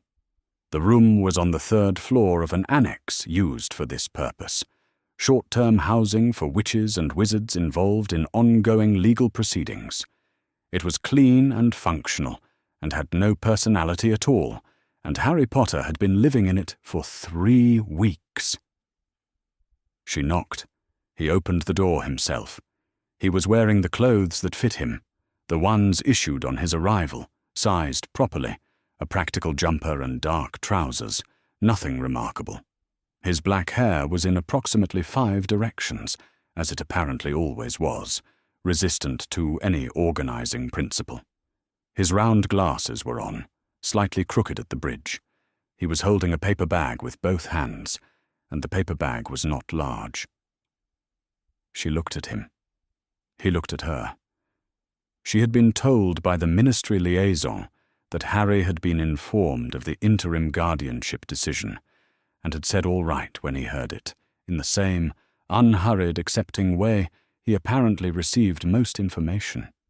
She had found this description accurate to everything she had observed of him over 3 weeks of testimony, and she had found it, simultaneously, one of the most difficult things she had heard since she started keeping track of difficult things.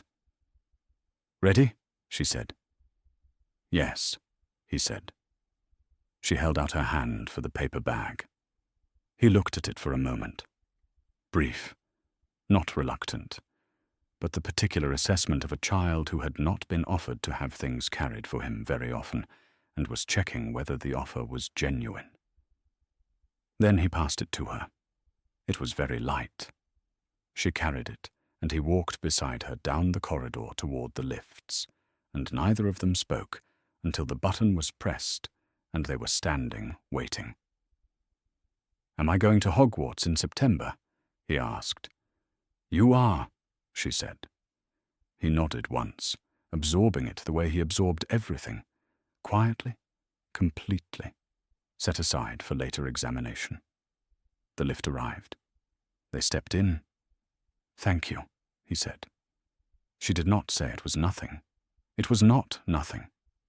She did not say it was her duty, because that was accurate and beside the point. She looked at the indicator above the doors and she thought, very briefly, of a November night in 1981, and a street in Surrey and a doorstep. And then she put that thought in the place she was learning to put it, not away exactly, but contained. And she said, "You are most welcome, Mr. Potter." The lift descended. Harry Potter, 10 years old on the last day he would be 10 years old, stood beside her with his hands in his pockets and watched the floor indicators count down and waited for what came next. He was 11 years old today. He had not celebrated a birthday before, not in any form he would have called a celebration. There had been 31 candles on Dudley's cake last June, and 29 on the June before that, and Harry had been the one who made the cake both times, and had eaten none of it. His own birthday was July 31st, and it had passed the previous 9 years as a date did, when no one in your household considered it significant. Quietly, without ceremony, the same as the day before. He was sitting at the kitchen table in McGonagall's house when the owl came. He had been here for just under 2 weeks, and he was still in the process of learning the house. The way you learned a space when you were allowed to be in it without conditions, which was different from the way you learned a space when the terms of your presence in it were unclear. The kitchen had a window that faced east and let in the early light. The table had 4 chairs, and he was allowed to sit in any of them. These were facts he knew and was still absorbing. He knew other facts now too, larger ones, told to him in stages by McGonagall over the past 2 weeks, each piece allowed to settle before she offered the next, in the particular way of someone who understood that information in too large a quantity was not the same as information received. He knew that his parents had not died in a car crash. He knew that they had been a witch and a wizard, that his mother had been one of the most gifted in her year, and that his father had been well regarded and brave, and that they had died on October 31st, 1981, at a village called Godric's Hollow in the West Country. He knew that they had died because of a man named Voldemort, who had come to kill Harry specifically, and who had failed, and whose failure had made Harry's name famous in a world he had not yet fully entered. He knew all of this in the way you knew things when they had been told to you carefully, and you had not yet had time to feel all the ways they changed the shape of everything.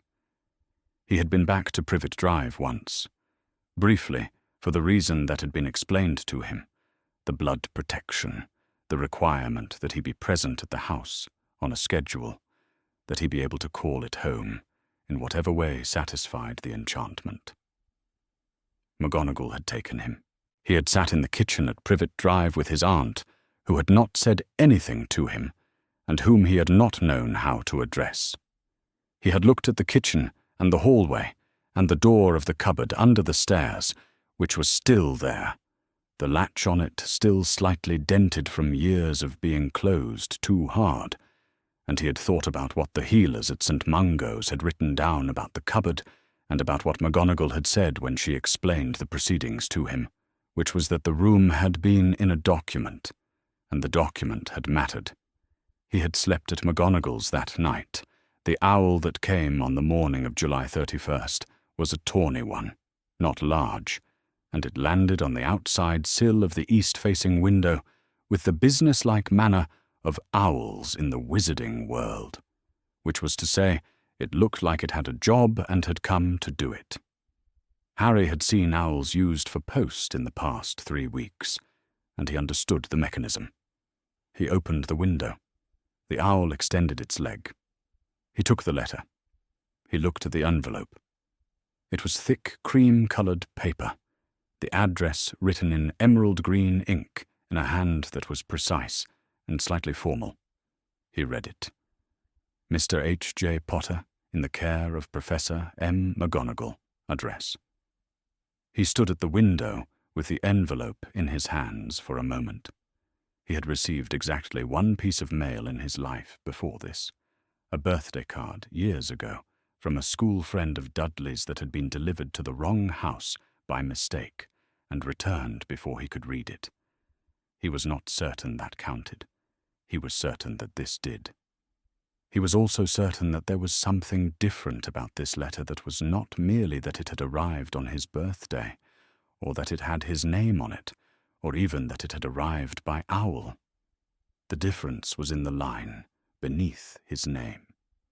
In the care of Professor M. McGonagall. He had been in the ministry's system as a case number and a file and a set of documented conditions, and now here was something from outside the proceedings, from a school that tracked magical children and sent them letters, and it had already updated its records. It knew who had him now. It had written it on the envelope. He had been addressed, not the occupants, not a household. Him. He sat back down at the kitchen table and opened the envelope. The letter inside was thick paper, the same cream as the envelope, and at the top was a crest and a heading in the same precise ink. Hogwarts School of Witchcraft and Wizardry Headmaster, Albus Dumbledore, Order of Merlin, First Class, Grand Sork, Caffor Warlock, Supreme Mugwump, International Confederate of Wizards. Dear Mr. Potter, we are pleased to inform you that you have been accepted at Hogwarts School of Witchcraft and Wizardry. Please find enclosed a list of all necessary books and equipment. Term begins on 1st September. We await your owl by no later than 31st July. Yours sincerely, Minerva McGonagall, Deputy Headmistress. He looked at the name at the bottom. He looked across the table. McGonagall was watching him read. She had a cup of tea in front of her that she had not touched in some time. She was in her Hogwarts robes, which was what she wore in the mornings, the same way she wore the same square spectacles and the same expression of contained, exact attention that did not soften when it was trained on him, but was not unkind. He looked back at the letter. Albus Dumbledore was still headmaster. That was the man from the proceedings, the man in the Respondent's chair, the man who had placed Harry at Privet Drive and been censured for it, and who had retained his positions. Harry had been in the same room as him for 3 separate sessions, and had not spoken to him, and had not been spoken to by him, which was how Harry had left it, because he hadn't known what to say, and it had not seemed like the right moment for figuring it out. He had heard the arguments. He understood the man's logic. He did not know what he thought about any of it beyond that. Not yet. And he was not going to sort out what he thought about Albus Dumbledore on his birthday, in a kitchen with an east-facing window, on the morning a letter had arrived, telling him he had been accepted somewhere. He found the second folded sheet inside the envelope, the list of required books and equipment. He read it slowly, because it was new information, and he read new information slowly and completely. Uniforms, robes, appointed hat, books, cauldron, scales, telescope, wand. He got to the end, and he looked up. "Is this a real school?" he said. "Yes," McGonagall said. "Can I go?" "Yes," she said. "That's what the letter means." He looked back down at the letter. "Dear Mr. Potter, we are pleased, not required, not summoned, not in the matter of Harry James Potter, case number, proceeding reference, welfare finding." The letter did not know about any of that. It knew only that he was a magical child who had reached the age of 11, and that there was a school for magical children, and that he had been accepted at it, which was what happened when you were a magical child who reached the age of 11, which was what he was today. Pleased. The word sat on the page in emerald ink. The list of books and equipment was on the table beside the letter. Outside the east-facing window, The morning was becoming more itself, the light losing its early quality and settling into the particular plainness of a July day that had decided to be a good one. He was 11 years old. He had been living in this house for 2 weeks, and he knew some things now that he had not known a month ago, and there were other things he would not know for a long time yet, and that was the condition of most things. He had a letter in his hands with his name on it. In the care of someone who had come to the ministry and said yes. Someone who was sitting across the table, watching him read with the expression she always wore, which was the expression of a person paying attention, not performing attention, but paying it in the way you paid attention when the thing you were paying it to was worth it. He didn't say thank you again. He had said it in the lift, and it had been said, and it didn't need to be said again. He looked at the letter. He looked at it for a long time, sitting at the kitchen table on his birthday, in a room with windows, and the thing in his hands was addressed to him, and it had been addressed to him before it arrived, and it would be addressed to him long after this morning was over, because it was his, and it said so. He was 11 years old.